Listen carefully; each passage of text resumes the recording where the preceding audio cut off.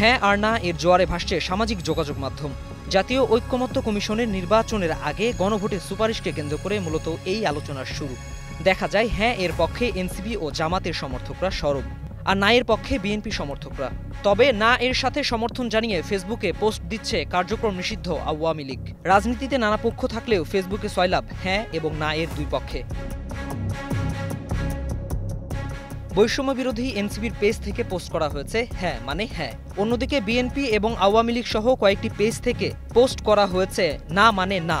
তবে কিছু দল নিরপেক্ষ আইডি থেকে পোস্ট করা হয়েছে। যেহেতু আওয়ামী বিএনপি না এর পক্ষে, তাহলে বাকি সবাই গণভোটের হ্যাঁ এর পক্ষে। এদিকে গণমাধ্যম সহ বিভিন্ন পেজ নেমেছে হ্যাঁ না বিষয়ে জরিপ চালাতে। ক্যাপশন দেয়া হচ্ছে আপনি কোন পক্ষে। অনেকে আবার নিজের ব্যক্তিগত পোস্টে জানতে চাচ্ছেন আপনি কোন দলে। এ নিয়ে হাস্যরসে মেতেছে অনেকে। বাংলা সিনেমার ভাইরাল হেনাকে টেনে এনেছেন। তবে অনেকে পরামর্শ দিয়েছেন হ্যাঁ না ইস্যু ভুলে নিরপেক্ষ নির্বাচনের। শাহানুর ইসলাম, স্টার নিউজ, ঢাকা।